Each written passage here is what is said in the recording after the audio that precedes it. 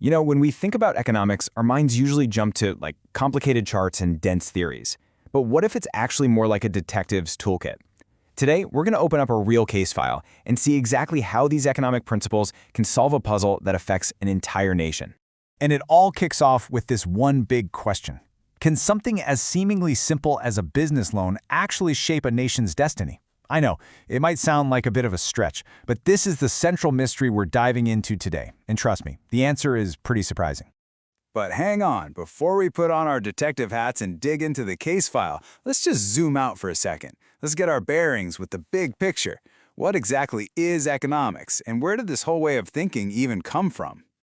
Okay, so at its absolute core, economics is the science of choice. Just think about it for a second. We all have unlimited wants, right? We want more time, more money, more, well, everything. But we live in a world where there's only so much to go around. Our resources are scarce. They're limited. Economics is simply the study of how all of us, from one person to an entire government, make choices in that reality. But, our definition of economics hasn't just stood still. It's actually evolved quite a bit. It really started way back in 1776 with Adam Smith, who basically saw it as the science of wealth. Then, a little later, thinkers like Alfred Marshall tweaked it to be more about our material well-being. But the modern definition, the one we just talked about, is all about human behavior. It's about the choices we make when we can't have everything we want. It's just a much more dynamic way of looking at the world. So, with that big picture understanding in our back pocket, let's zoom in. We're going to shift from this broad theoretical science to a super practical toolkit that businesses and decision makers use every single day. And this is where something called managerial economics comes into play. And the key difference between the two really boils down to the question they're trying to answer. See, traditional economics is what we call a positive science. It just describes the world as it is. It asks, hey, what is happening out there? But managerial economics, that's normative and prescriptive. It focuses on one company and asks, okay, so what should we do? It takes all those abstract ideas and makes them totally practical and useful. And this quote from Spencer and Sigelman, it just nails it. They called it a bridge. They said managerial economics is all about integrating economic theory with business practices. In other words, it's not enough to just understand how the economy works. It's about using that knowledge to make smarter decisions and actually plan for what's next. So, there you have it. This is our Economic Detectives Toolkit. It's this powerful mix of economic theory and hard data, using things like statistics and forecasting to analyze all the clues. It helps solve the biggest puzzles a business faces, like how much should we charge for this? Or is this new factory a good investment? It's all about providing a practical, goal-oriented framework to get to the right answers. All right, toolkit's packed. We know how to use it. Now let's put it to the test with a real-world investigation. We're heading to Nepal to look at a really critical economic puzzle that the country's been trying to solve for decades. And here it is, the central mystery, the big question at the heart of our case. A group of economists set out to discover what is the real impact of private sector credit, we're talking about those business loans we mentioned at the start, on Nepal's overall economic growth.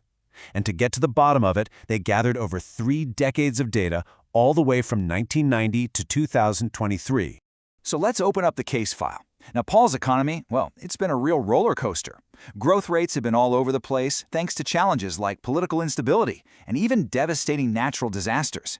Now, everyone kind of believed that private sector credit was a key ingredient for growth, but nobody was really sure about its actual impact. Did it help right away, or was it more of a slow burn? That's the puzzle they needed to solve.